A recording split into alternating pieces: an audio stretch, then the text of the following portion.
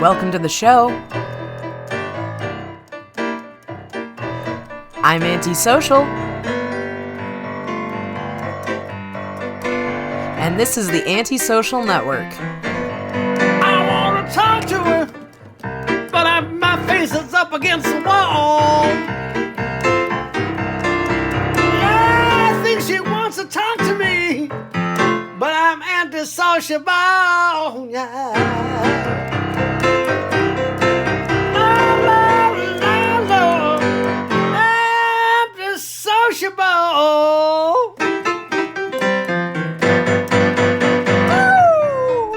This week, I tackle the not all men defense by telling you in no uncertain terms that yes, it is indeed all men.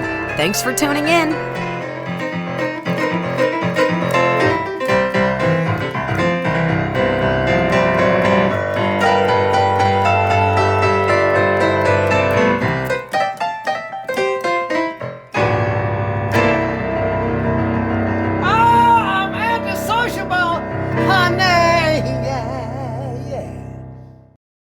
I've been thinking a lot about the word misandry lately and wondering why it even exists. Surely a man invented it. Who else would have a need for such a word, other than men seeking to punish disobedient women? After all, any distrust of men is surely unfounded, and any woman who blindly dislikes men must hold evil in her heart. Maybe she's even a witch. For how can a woman, a soft and gentle being capable of creating and nurturing life, have contempt for men? Men, the bearer of seed, who also share our homes as fathers, brothers, husbands, and sons. Surely it's not every man who is bad, and any woman who thinks so is herself the sinner. After all, we are merely a rib, crafted in his image and to serve beside men. We are supporting characters, not the starring role. Any woman who criticizes men must be bitter and resentful, ruined by an absent father or an abusive ex. It's not her fault she doesn't see that it isn't men who are the problem, but her for choosing the wrong men over and over again. That's what we tell ourselves anyway. Society, culture, media, religion, even our own mothers. We make excuses for the men who hurt us and compartmentalize abuse and control as isolated incidents. It's not all men, we tell ourselves. Meanwhile, every single woman has a suspicious number of stories drawn from lived experience that would suggest if it's not all men, it's at least all women. And even though not all snakes are venomous, I don't know which ones are and which ones aren't, so to play it safe, I'm just gonna stay away from all snakes. Besides, even if some snakes are not venomous, a gardener snake will still stand there and do nothing while the rattler bites me. Then that gardener snake will slither on up to me and ask for a date, hissing, "Not all snakes," the whole time. So, back to the word misandry. Why does it exist? Let's think about it in the context of the word racism. Racism is defined as prejudice, discrimination, or antagonism directed against a person or people on the basis of their membership in a particular racial or ethnic group, typically one that is a minority or marginalized. Note that the discrimination being targeted towards minorities and marginalized people is a part of the definition. Why doesn't a separate word exist for racism towards non-marginalized people? Why isn't there a word for discrimination based on race towards majorities? Because it isn't real. Simply put, racism towards white people, by definition, does not exist. Racism requires that there be an oppressor carrying out the discrimination. Historically and in practice, ethnic non-minorities who are also not marginalized people are not oppressed. They are the oppressors. Regardless of intent or ancestral complicity, white people experience privilege from the systems set in place to perpetuate white supremacy to this day. Therefore, if you are a white person and a black person distrusts you or doesn't like you simply because you're white, that is not racism against white people. That is a logical trauma response to a racist, oppressive system. If you understand anti-racism, then you also know that racism against white people isn't a real thing. Prejudice and preconceived biases, sure, but racism is something perpetrated against a minority, which white people are not. Now, let's read the definition of sexism. Sexism is defined as prejudice or discrimination based on sex or gender, especially against women and girls. In the context of discrimination and being marginalized by sexism, men are the oppressors. So, if we think about this in the same way we frame racism, by definition, women cannot be sexist against men. We are merely having a valid trauma response to a patriarchal system that hates women. However, when you look up the definition of misandry, which reads, dislike of, contempt for, or ingrained prejudice against men, it is followed by a usage example that states in italics, poorly disguised misandry. That's right. While neither the definition of racism nor sexism came with a leading and manipulative example right there in the definition, Oxford Dictionary has decided to include with their definition of misandry an example that gaslights women and lays the groundwork for any man to call us an angry lesbian if we ever dare utter a word of criticism. It's like someone asked Oxford, "Can you use misandry in a sentence?" And they replied, "Women are cunts." The definition itself implies that any criticism against men is just veiled man-hate disguised as some intellectual fluff. But don't buy it, men. Those women are crafty bitches. She may have a doctorate in gender studies, but deep down she just needs a good dicking. Now let's take the definition of misogyny. Misogyny is defined in exactly the same way as misandry, stating it is a dislike of, contempt for, or ingrained prejudice against women. However, unlike the definition of misandry, which had the sentence fragment, poorly disguised misandry, following it in italics, misogyny is followed by the usage example, she felt she was struggling against thinly disguised misogyny. Do you see the subtle difference? While in the definition of misandry, the example is but a mere sentence fragment, poorly disguised misandry, providing no context clues and leaving it up for interpretation. The usage example for misogyny, however, is, she felt she was struggling against thinly disguised misogyny.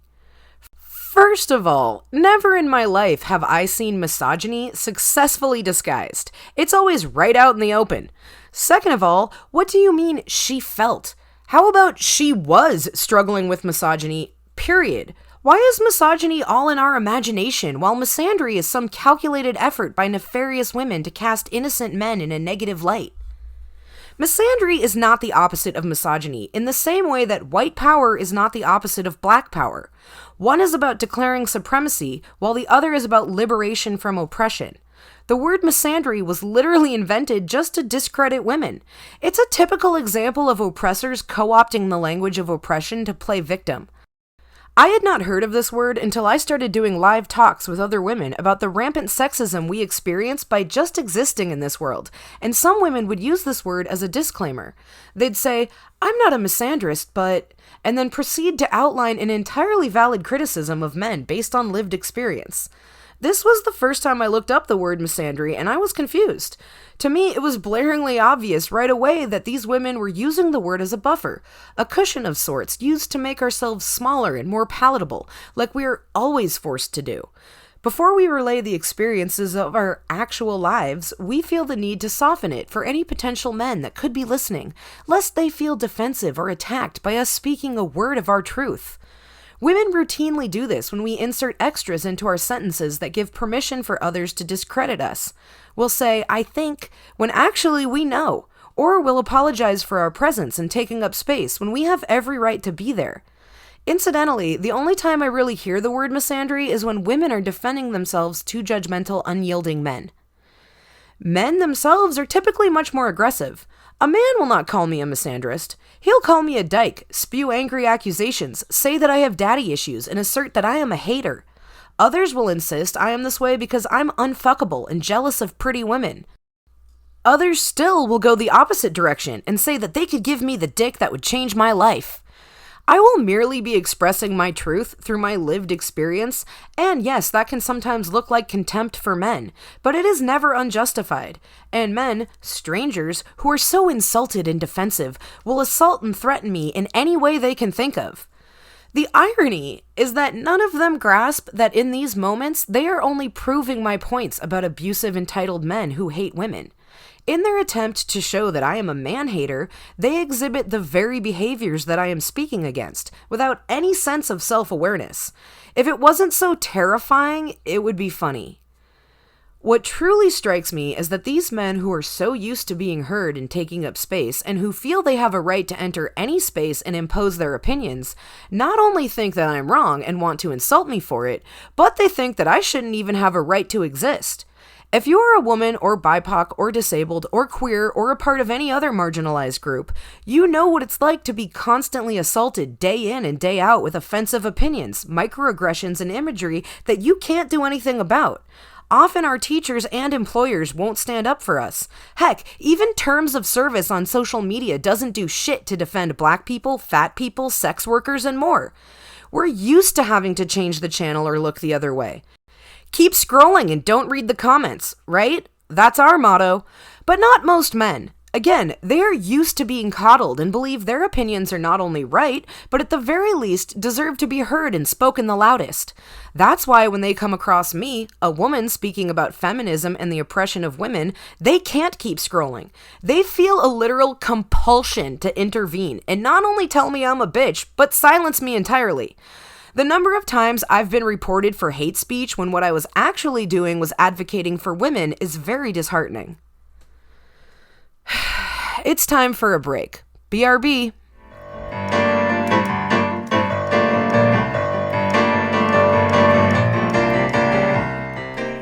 Ladies, aren't we always hearing about men and their needs? How they always need time to escape and unwind in their man caves. What about us? Well, with Man Slave, you can get more done than you ever thought possible. While your man relaxes and disassociates in his man cave, your man slave can cook, clean, and service more than your Lexus, if you know what I mean.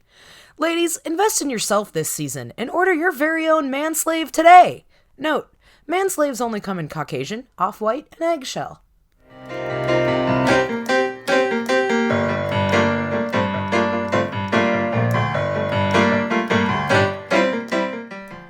If you're always brooding and feeling misunderstood, then keep listening. Scientists have spent decades researching this fail-proof method for curing the SADs. If you've experienced failed relationship after failed relationship and alienate all your friends by exhausting topics they don't want to hear about, like your new special interest hobby, assembling and painting miniature figurines from Firefly, then this trusted centuries-old remedy might be right for you. It's called calling your mom. When life's got you down and you're wearing a frown, never forget this classic standby. Your mom.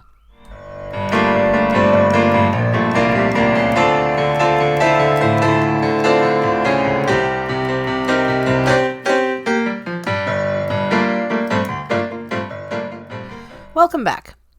While many white people don't understand how they can possibly be racist if they don't say the N-word, similarly, many men don't understand how they can be sexist if they don't hit their partner.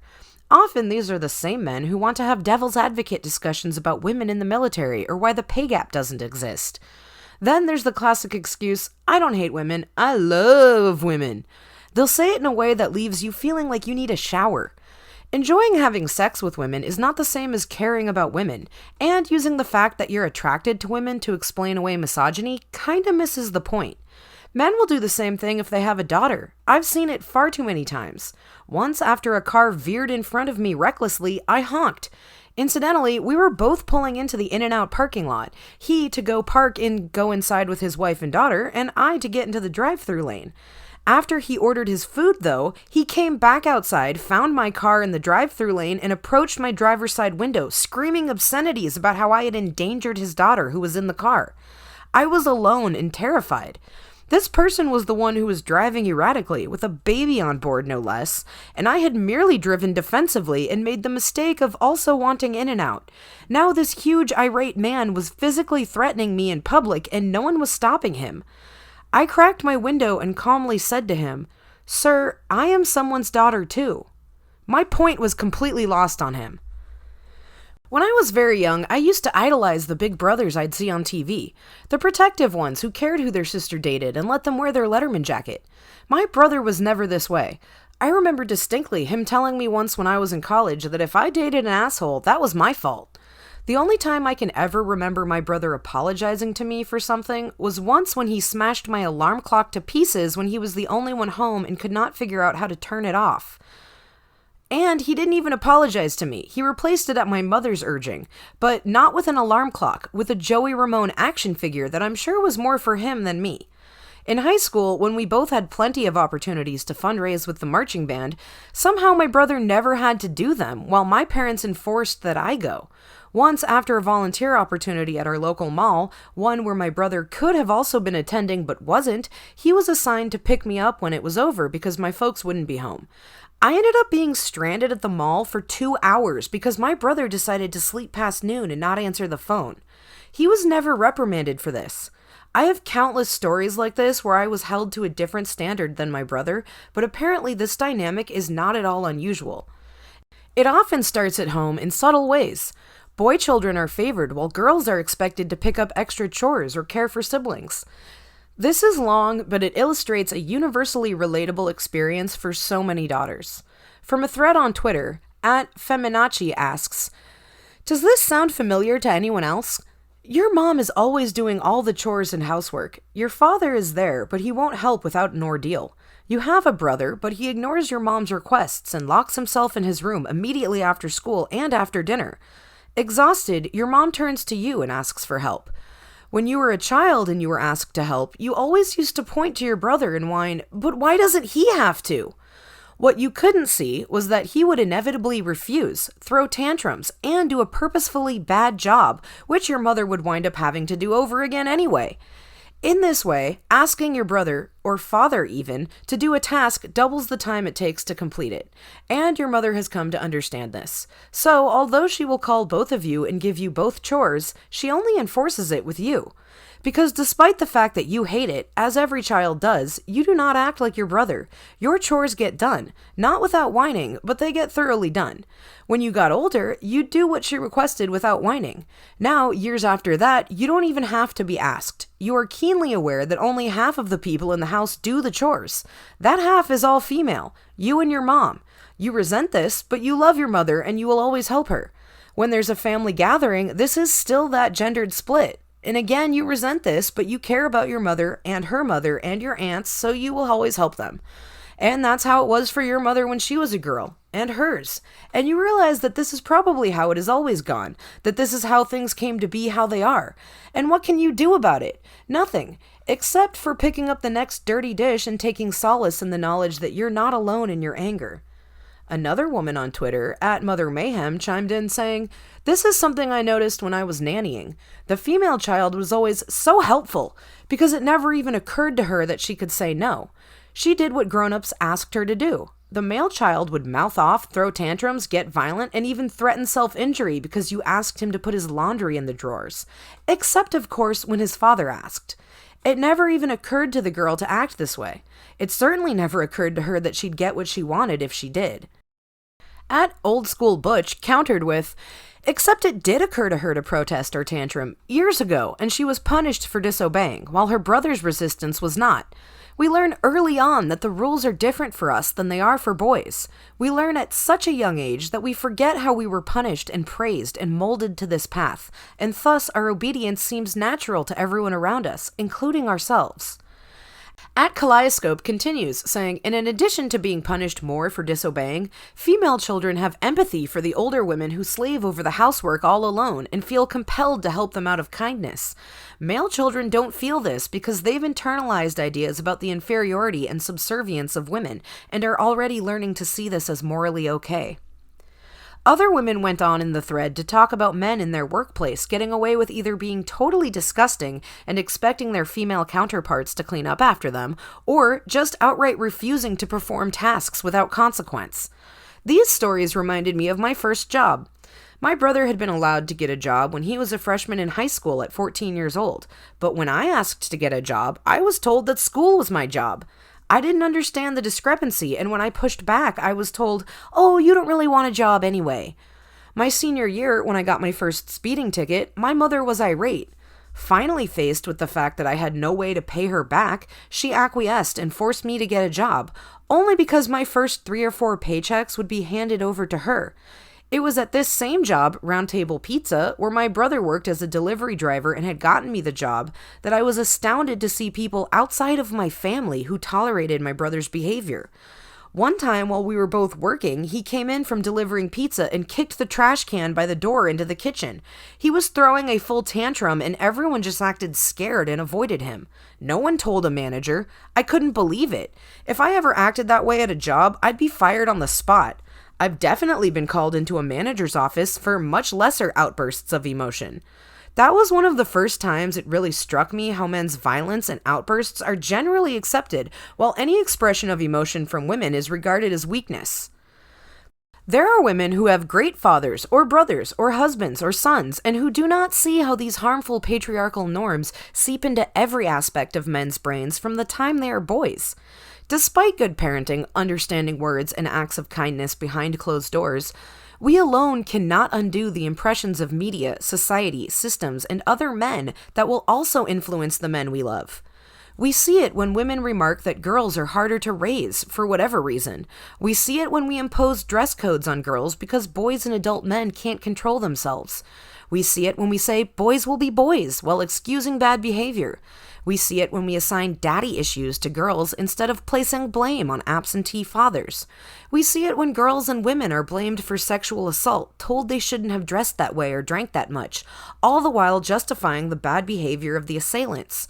A woman is raped and murdered while walking home, and curfews for women, not men, are imposed. As mothers and daughters and sisters and friends and wives, we often excuse the predatory behavior of the men we love because we don't think they are capable of it. Because, willingly or not, society has ingrained in even us women a hatred for other women.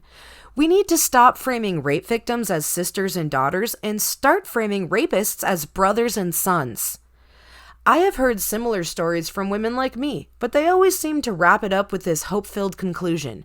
All my creative writing classes taught me that now is when I work towards an ending, and I don't want to leave my audience feeling shortchanged and depressed, so I say something like, look, it's not that I hate men, my father's a man, and then come up with some half-hearted call to action that will leave everyone feeling optimistic and looking towards the future. But I don't have it in me. At the end of the day, the fact that I'm attracted to men isn't enough to bring me back to a place of demure acceptability.